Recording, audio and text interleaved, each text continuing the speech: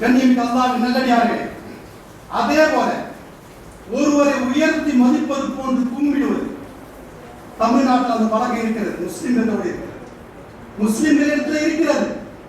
என்ன பழக்கம்? எதிராளியை பார்த்தால் வணக்கம் என்று சொல்லுவான், நமஸ்கார் என்று சொல்லுவார், நமஸ்தே என்று சொல்லுவார், வந்தனம் என்று கூறுவார். ஆனால் அன்பானவர்களே, இது போன்ற வாசகம் இருக்கிறதே, அதே போல கை கும்பிடுவார், கை எடுத்து கும்பிட்டு சொல்லுவார்.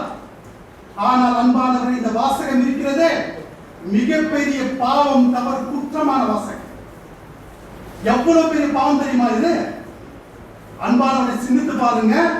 வணக்கம் என்று சொன்னால் நான் உன்னை வணங்குகிறேன், வேற என்ன பொருள் இருக்கு? அதுதான். யாரு கண்டுபிடிச்சா அவன்கிட்ட போய் கேளுங்க, இதுல அர்த்தம் என்னன்னு சொல்லிட்டு அவன் தான் சொல்லுவான். நமஸ்கார் நமஸ்தே என்று சொன்னால் நான் உன்னை வணங்குகிறேன். அன்பானவர்களே, இந்த வாசகத்தை யார் பயன்படுத்துகிறார்கள்? மிகப்பெரிய ஒரு தவறு, மிகப்பெரிய ஒரு குற்றம். ஏன் என்று சொன்னால் இது பாவத்திலும் பெரும்பாவம் அல்ல, பெரும்பாவத்தை விட பெரும்பாவம். இந்த வாசகத்தை யார் பயன்படுத்துகிறார்களோ அவன் குஃப்ர், ஷிர்கில் ஈடுபடுகிறான். உதாரணமா பாருங்க, அல்லாஹ் குர்ஆன்ல சொல்றான், இன்னல்லாஹ லா யக்ஃபிரு அன் யுஷ்ரக பி வ யக்ஃபிரு மா தூன ذلك லிமன் யஷா. என்ன? குஃப்ர், ஷிர்கை தவிர எந்த பாவங்கள் இருந்தாலும், அதன் கீழே உள்ள எந்த பாவங்கள் இருந்தாலும் அல்லாஹ் ஒரு நாள் அல்ல ஒரு நாள் மன்னிப்பான். அல்லாஹ் நாடினால் மன்னிப்பான், அல்லாஹ் தண்டனை தந்து மன்னிப்பான். ஆனால் மன்னிப்பு உண்டு. அன்பானவர்களே, பெரும்பாவம் என்று சொன்னால் பாருங்க எந்த அளவுக்கு மோசமான வணக்கம் சொல்வது என்பது என்றால், கொலை செய்யல, கொலை செய்வது பெரும்பாவம் தானே, குனாய கபீரா என்று சொல்லக்கூடிய பெரும்பாவம்.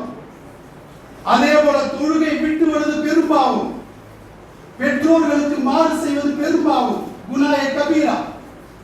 அதே போல விபச்சாரம் செய்வது பெரும்பாவம், குனாய கபீரா. அதே போல ஓரின சேர்க்கையில் ஈடுபடுவது பெரும்பாவம், பெரும் குற்றம்.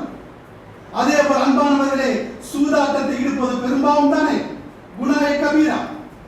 அதே போல திருட்டில ஈடுபடுவது இதுவும் பெரும்பாவம், குனாய கபீரா. அதே போல அன்பானவர்களே, சாலியான பெண்கள் மீது அவதூறு கூறுவது இதுவும் பெரும்பாவம், பெரும் குற்றம்.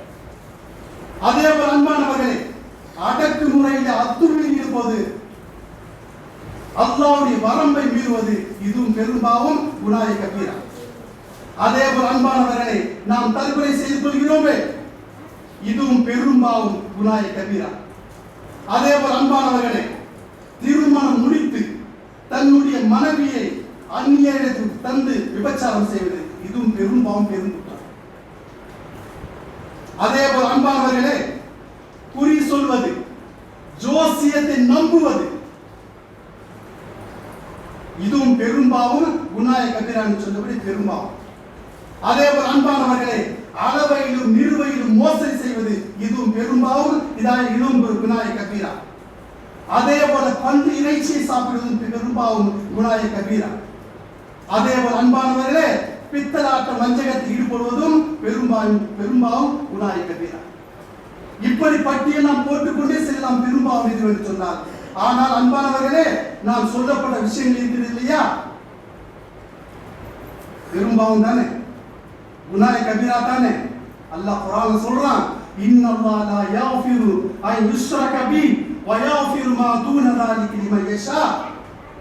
நான் ஷிர்க், குஃப்ரை தவிர வேற எந்த பாவங்கள் இருந்தாலும், பெரும்பாவம் இருந்தாலும் நான் நாடினால் மன்னிப்பேன், நான் நாடினால் தண்டனை தந்து மன்னிப்பேன். ஆனால் ஒரு நாள் மன்னிப்பு இருக்கிறது. ஆனால் ஷிர்க், குஃப்ர் செய்து விட்டால் அவனுக்கு மன்னிப்பே கிடையாது. காலிதீன ஃபீஹா அபதா, என்றென்றும் அவன் நரகத்தில் இருப்பார்கள். இந்த வசனம் தான் சகோதரர்களே வணக்கம் என்று சொல்வது.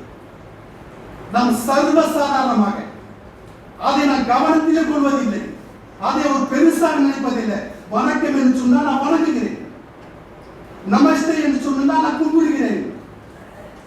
எப்பேற்பட்ட ஒரு பாவம், எப்பேற்பட்ட ஒரு ஷிர்க், எப்பேற்பட்ட ஒரு குஃப்ர் அதிலே புதைந்திருக்கிறது. நாம் எச்சரிக்கையாக இருக்க சகோதரர்களே,